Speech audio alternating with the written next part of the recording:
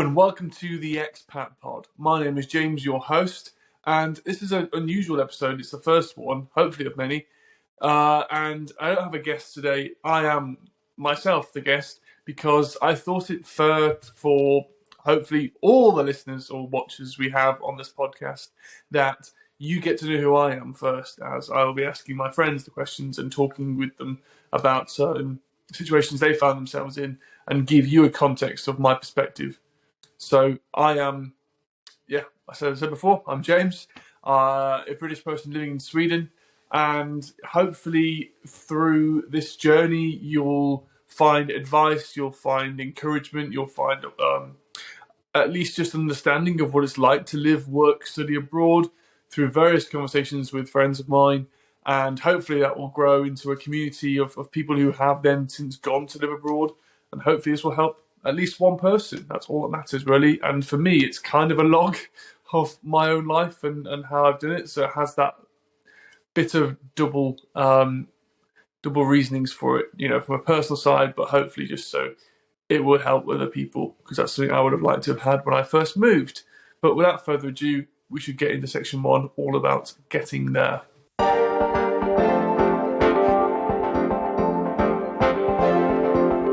Hello, welcome to section 1 of the podcast, all about getting there. So this is kind of a section where I'd asked my guests, where they've lived and what they did there. So for context, I'm living in Gothenburg in Sweden. It's on the west coast of Sweden. I am here for work. I worked for a company in the UK who are Swedish, and they have a head office in Gothenburg. And when I was younger, I really, really wanted to live abroad, always have done. And just before COVID, I joined this company and was hoping to move earlier. Sadly, COVID happened. We all got locked down and stuck in. But still, I wanted to live abroad. So I kept, asking my manager, hey, can we look at options for me to live abroad? And that fell into fruition, really. And I've now been here since August, which has been really good. I've really enjoyed it. I've met some amazing people. I've enjoyed a lot of the culture, and it's not been easy, but yeah, we'll get into that in the next section. So I got here for work, as I said. First thing was finding a role that I could do. Looking at my role that I was doing made more sense in this country, I guess, because I do a lot of testing of vehicles in what's called a wind tunnel, and there's one in Sweden, and also I work a lot with other departments which are based here. So for me to do my job, I was coming over anyway quite often, so it meant that I didn't have to keep flying back and forth. I would just live here and do my job from this location, which is a benefit, I hope, not just for me but for the company. So I kind of pitched that idea, and lo and behold, I'm here, so it kind of worked. Sorry, I'm saying a lot. I apologise. The kind of process following that was not easy. Brexit didn't really help, so it made it very confusing. And with obviously the pandemic and Brexit actually happening during the pandemic officially, it meant that when I first moved, nobody knew what was really happening or going on. Who I kept asking, because the rules just kept changing, and Sweden changed their rules on tax and everything else. So originally I was coming over for 2 10-week periods in what's just basically extended business trips. But then I had to, you could only be here for 15 working days in a row before you pay Swedish tax if you're working.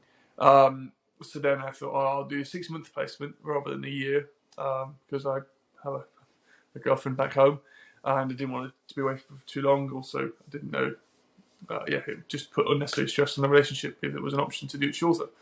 Sadly, that changed again, because you need to get what's called a personal number in Sweden in order to do a lot of things. And for me to get a personal number, I had to have a visa for more than a year. So I had to be over a year, so at least a year and a day, to kind of get this personal number from what I was told from work. So I made my contract end 13 months, which meant that when I went to the Skatteverket, or the tax agency, I was able to apply for a personal number because I'm going to be here for longer than a year. So that was going back and forth quite a lot. And then I had to have a contract, and I had to have everything signed. And before then, I applied for the visa, which I was very lucky that the company I worked for have a global mobility team, I guess you call it, what they call it, which helped me a lot with the visa application. I got a tax briefing. I got other briefings on pensions and things, which is really interesting. How different it's going to be. Not all of it's covered, but it was the main things, and it just helped me get to Sweden, which is really good. They offered me accommodation before I moved. However, that was quite difficult as well because the ones they offered were very expensive. Usually people who move maybe through this global mobility are families. So it makes sense in that regard. But for me personally, it was a lot of money they were offering these houses. So I was paying for it all myself. So the accommodation was out of my budget, so to speak, because I also had to factor in I would probably come home a few times a year and add that extra cost in. But I found a place because a colleague of mine, very nice colleague, Martin, sent me this address to what's called Waterfront Cabins in what's called Frihamnen, which is north of the river in Gothenburg, on an island called Hisingen. And that is basically like a very long Airbnb. It's all furnished, so it was great. Didn't bring any furniture with me. All the bills were included, everything. All you have to do is pay once a month some rent, and it's sorted, which is ideal for what I wanted when I first moved, because I was moving for work, I was moving to try and do other things. I didn't want to have the stress and worry of paying rent on the side, or not just paying rent, but paying bills, electricity, sorting all that kind of, your broadband network up, or your internet, or whatever. Sorting out all those individual contracts would have been an absolute, I would have done it if I did have another option, but just extra faff and convenience that I've had to remove just by what I've done. And interestingly, with renting in Sweden, you can't just go from speaking from the UK here, where you go on Rightmove, where you go on Spare Rooms, and Spare Rooms is probably actually an equivalent thing with Blocket, but you go on Rightmove to find a renting property off a landlord, and to do that, you would go and you'd search, and you'd be the first come first serve, and you get a first refusal if you've been to see it and got through everything quickly. However, in Sweden, that doesn't really happen. You join a queue called home queue, and to join home queue, you need to have a personal number and bank ID. And bank ID is something else completely. But to get home queue, you have to be in the system already. And the problem with this is a lot of people who have children will put their kids in home queue when they're old enough for all the big cities, or just in general. But every day you're on home queue, you get a point. And so for me, I've already had home queue for about 6 weeks, so not that many points I've accumulated. But for some of the nice apartments in town, ones I would try and look for, you need about 15,000 points. Well, no, 1,500 points, sorry, 15,000 points. 1,500 points, which is, under 5 years of being on the queue. And that is, insurmountable for me to achieve before I can live in somewhere that's nice. Nearly 5 years of being in the country to get something I want to live in for what's called a first-hand contract, which means from landlord to tenant. So what happens a lot in Sweden is what's called second-hand contracts, which you can find online, Facebook Marketplace, Blocket, all this, various websites, which there's a markup on, which happens a lot with people who aren't from Sweden. So it kind of feels a bit of a way of keeping things insular. So that wasn't ideal for me when I first moved, because it was, absolute faff, and I didn't want it to be, paying more than I, needed to live here.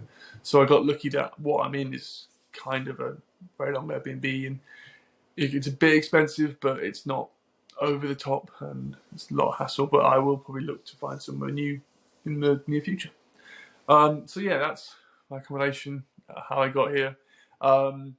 Again, if there's any questions, just please ask me in the comments or whatever. I'm sure I'll happily provide more information or do another post or another podcast about it all. And then, because finance, I had Monzo before I moved, which is a really good UK bank, allowing me to spend pounds and my money in my UK account, which is in pounds, into Swedish krones without any transaction fee, and just using the exchange rate that they choose, which was godsend, because I didn't have a Swedish bank and couldn't get one until I had all the personal number and everything else. So that was a very useful thing, to have a good British bank to do that, Also, I noticed like prepaid international cards and other things like Revolut, which do a similar thing. So it's interesting just to check that out before you move, if you do move somewhere abroad. But yeah, so that's how I got there, or got here. I'm still here. Yeah, and as I said before, if there's anything you want to know a bit more, in a bit more detail, I'm happy to share that. Just let me know. And if not, we'll see you for section 2 of the podcast about being here.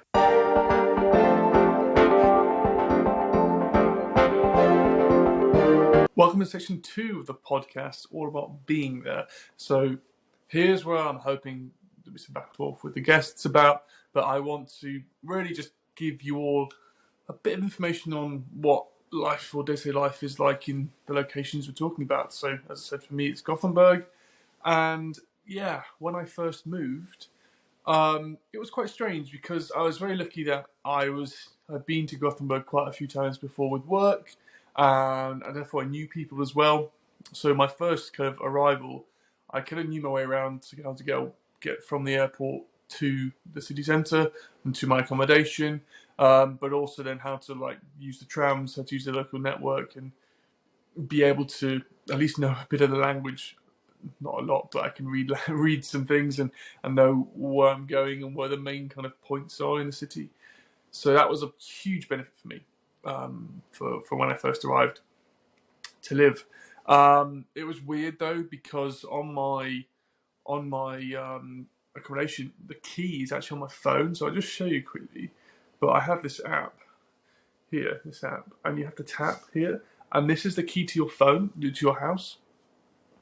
Now, that was quite strange because I was really nervous that, is the key on my phone? Will I have it before I go? And it was quite stressful before I arrived, but luckily it did. And I found the accommodation and it worked.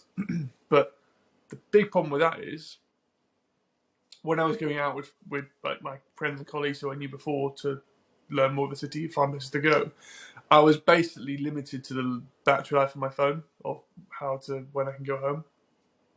And I had this like fear of always not being able to get in because my phone had died. So either I took a power bank with me everywhere, or a charger and try and borrow something, or politely ask someone behind a bar or in a coffee shop, "Excuse me, can I borrow your cable, or can I just put my phone to charge there? Can I charge my phone behind the bar?" And more often than not, everyone said yes. So I'm not fun, but it's always feel a bit like cheeky, or like I shouldn't have to do that. A key should work, but they're trying to integrate new technology, which is great. But for me, it just didn't have that kind of, what is the fallback should something happen. What if my phone was stolen? I would then not be able to come into the place where I lived, or even call them. The kind of physical override to get into somewhere is a huge benefit. So that was a kind of fear at the start. But going back to when I first moved, I was very lucky that a good friend of mine, Victor, had agreed to meet me for dinner, so I wasn't alone when I moved. And then also some of the friends from work were planning on going out, because when I moved was actually the summer break for a lot of my friends in work, and they weren't actually going to the office every day. So it was quite quiet. But a lot of them had agreed, who were in the city anyway, to come join me for some food and for some drinks. And it was actually a really good night out, really, and a very nice kind of start to life here. And so 2 days later, my birthday was when I was here, again away from my girlfriend and my family and things. So they all kind of took me out, and we had a really good night, which was, I was blessed to have such wonderful friends. But the kind of first impressions of the city and the culture, in the summer especially, there's a lot more going on. There's a lot of things in the city going on. There's always people around. However, flip that into the winter, you can go on a walk and not see anyone, or no one makes eye contact, and it feels a bit insular. Things are a bit more closed off, which is fine. People deal with winter and darkness their own way, and cold, but it's just different to what I'm used to. I'm used to like being able to walk within 500 meters, finding a pub with people in, having a good time, no matter what day of the week normally. And you could even use that as a way of making friends, and that was quite difficult when I first moved. Is the usual avenues of which to make social groups I found in the past were not the kind of metrics, or not metrics, but the mechanisms to use in order to do it again in Sweden. So what I then did was, my colleague of mine mentioned to me about volleyball, and I played volleyball at university in the UK. So I was like, oh great, I'll join a team, because that way I'll be able to meet people and train and have some kind of regime in my week. I'm not just going to work, coming home, being alone. It's not great. So I went to tryouts with 2 teams in Gothenburg and chose the team closest to my house, which was the better choice because the other team isn't as good. I said it because we beat them last week, but it's a bit of a Gothenburg rivalry.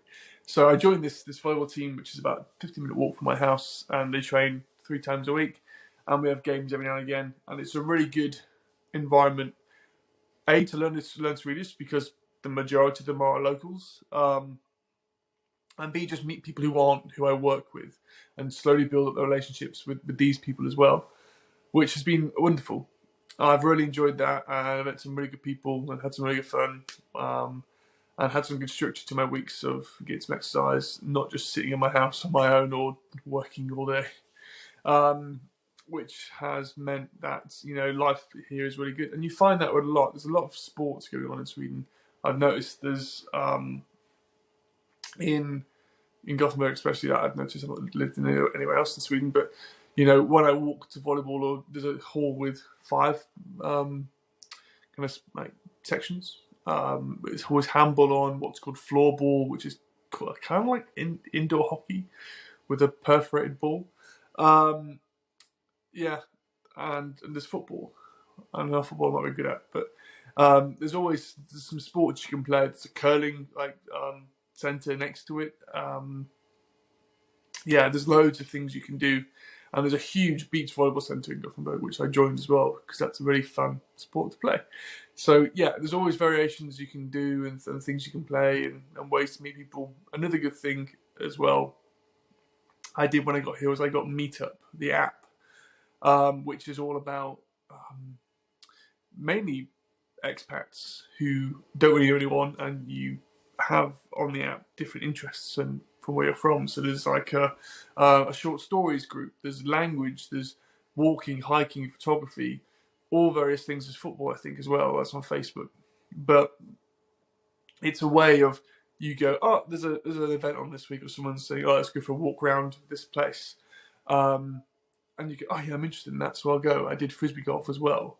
And you meet people who are in a similar situation from all over the world, which is just amazing, and a great way of just knowing some more people, and building that relationship over time is a great way as well.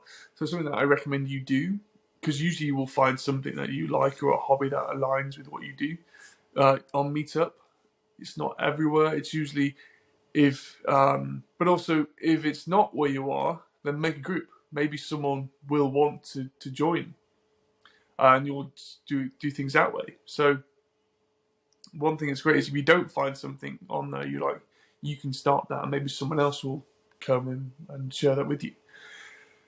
And then the other thing, I guess, with my first impressions are, being an English speaker as a native, it's super easy not to learn a language, because everyone speaks English so well, even better than British people probably. Because it's taught from a young age, it's taught properly. And one thing that annoys me is everyone seems to learn American English, which is not the same as what I'm used to. So some words I'm like, no, that's not right, or spelling and things. And I say, no, you're saying it wrong. And I've actually become foul of this, because when I speak, sometimes after living here for so long and speaking with people who aren't first language English talkers, I end up either adapting an American accent or Americanisms. And when I then call my girlfriend, she's like, you're saying city again, not city, and all this other stuff. And it was just quite amusing for the two of us to like notice this kind of change, because you do kind of either slow the cadence of how you're speaking. You also maybe restrict your vocabulary in order to make sure what you're saying is getting across. For me, that's a great skill. So I didn't even think about before I moved was, it's going to help me communicate much better with people who aren't of the same background as I am, who have some English, yes, of course, but not to the same, they don't spend, 29 years of their lives talking it. So they're not going to be as exposed to a lot of the English language as I would have been. Just knowing how to be critical with the words you choose is really useful.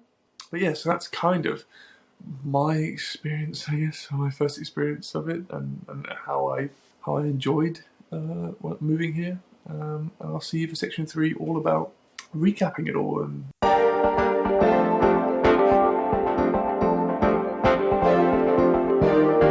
hello, welcome to section 3 of the podcast, which I actually haven't named yet, which maybe people could, in the comments, put an idea down for what it should be named. I'm thinking like just a recap, but the idea is it's going to be some advice to give to people based on what they've done. So even just people who want to travel to the city, want to move to the country you live in, moving anywhere in the world as well. So for me, looking back on my first 6 months of living in Sweden, it's been great. I've really enjoyed working here. Living here has been difficult because, as I said, my girlfriend lives back in the UK, and that's been tough for the both of us. Some evenings we just talk on FaceTime, but it's obviously not the same, and it means you've got to put a lot of effort into that relationship, which is harder to do when you're both kind of absent from each other, but not absent from the relationship.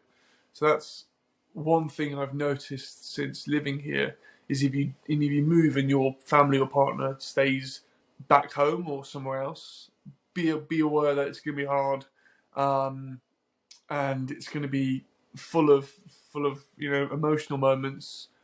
But hopefully, if you both love each other and you're strong, then you'll be fine. You'll come out at the end of it with just an amazing appreciation for each other, and the time you spend together is such a gift. So that's one thing which has been difficult about moving here. When I was meant to move originally, I was single.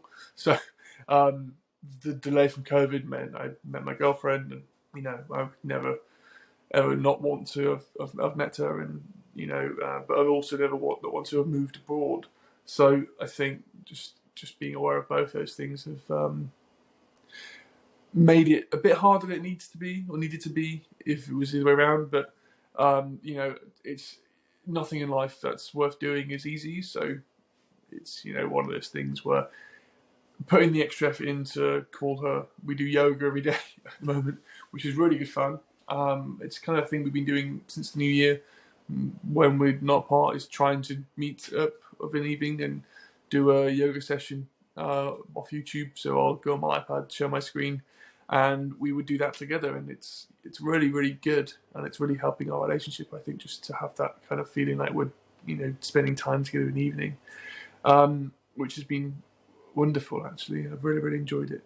But then looking back at the work in Sweden, for me, working here is different to the UK.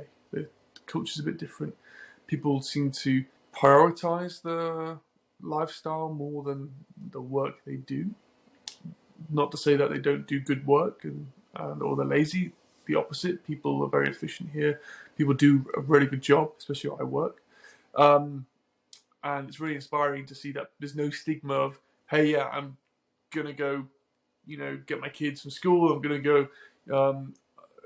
A lot of the banks don't open outside of working hours, so it's normal just to say, I need to go to the bank, I need to go to this place, and people do it. People go run errands just all during the day, which I think we're getting to in the UK a bit more. Be able to do that, especially since working from home was more popular. You had then time to just run down the road or be near somewhere and sort some things out. But I've noticed here it's much more integrated into society. It's just normal to do it, and normal to focus on your well-being as much as possible. And that also, I feel, leads to better work because people are happy to work there, you're more productive, and everything just seems to be, much friendlier in that regard when it comes to, there's no feeling of anxiety if you need to do something that's not related to work during work hours. You don't have to worry about it at all, which has been nice. Another thing to kind of think about is if you're coming over, think about getting an international bank sorted and trying to get a bank account in Sweden before you move, if possible. It just makes things quicker. Or I got very unlucky with my personal number delay. It's between 2 and 18 weeks, and mine was about 13. Some friends I know was 2, so it's all a lottery. But be aware to wait and be able to use your bank accounts back home and things before you. For me, it was 4 months I waited in total for everything to be sorted. Be aware that might be a possibility for you as well. So make sure you have a way of paying for things in the country, paying your rent and things, but also you're not hampered with foreign transaction fees. My company paid into my UK account and I paid it back into Sweden to spend, which meant I was hit twice with foreign transactions, which is quite upsetting. But it had to be done whilst I was finding my feet. So just be aware that could be a problem for you as well. Hopefully not. Hopefully it's all smooth sailing, but just be aware that could be an option or could be a eventuality. A bit of advice for someone who wants to come to Gothenburg. There's a lot of apps you'll need, and I'll probably put a few of them in the show notes or around the podcast for you just to look at and research. But the main thing is Traffic, which is the local app for the trams and buses. That's really useful for just getting around. I'd recommend that as the main thing to get. But also when you're here, if you want to do something, I'd go to the islands off the west coast, either the north or south. There's a tram you can get from the centre of town, goes all the way to South Holman, and then you get a ferry over. And they're just beautiful, especially here in spring and summer. Do it. Just do it if you're coming to Gothenburg. It's beautiful. And then some advice for people who are just moving to Sweden. Again, do it. Like, if you have the opportunity to live abroad and work abroad, I would recommend doing it because you can always go home. Usually, I'm lucky I can go home. Not everyone can, I'm aware of that.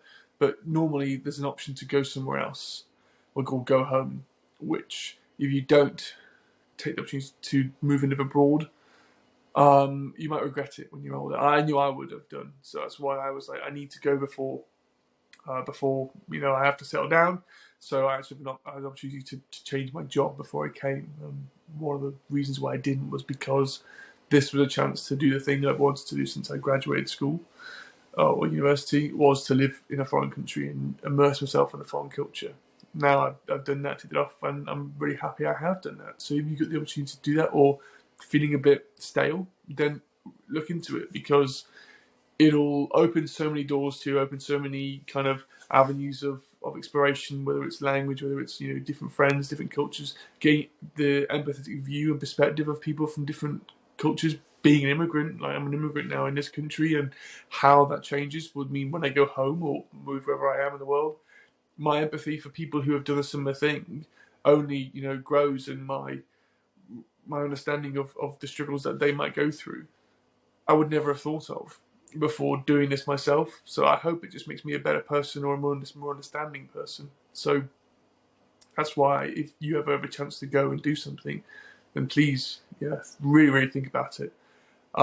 Because you will probably not regret it. Maybe it might not be easy, you might not like it so much, that's fine. You've done it, you've found something you don't like doing. That's a really valuable thing. Go back and carry on. So that's my main thing that I'd say to people was, just if you have a chance to go and live abroad, then do it. And then if you're looking for friends, get Meetup or go on Facebook, go on social media, you'll find groups all over. There's like British people in Gothenburg groups, there's internationals in Gothenburg, there'll be all over the world, there'll be groups for expats in most big cities and countries. I think they're the only big things I would say, and I hope you really enjoy it. I hope you've found something from this. Hopefully the future episodes where I'm actually having more of a conversation will be more useful. But this is my first podcast, my first ever attempt, so please bear with me. I'm not going to be perfect first time round, and I accept that. But if you have any constructive criticism, please send it my way. I will grow. Thank you for listening to my podcast, or the Expat pod, that's what I say. It's been great having you with me to explore the start of this journey. If you liked it, please give it a review. Please give it 5 stars on Apple. I know that's kind of how it works and helps open it to other audiences. Please share it with your friends and family. If you know someone who's lived abroad and wants to have a bit of fun with it, is looking to move abroad, please share it with them. They can, hopefully glean some information from this. But also, if you just find it for entertainment, please keep listening, keep enjoying it. It does get better, I promise. But yeah, I'm on all social media. I think the Expat Pod is the handle for most things. So please give me a follow. It'll be in the show notes. You can find me anywhere. And we'll see you next time. Thank you so much.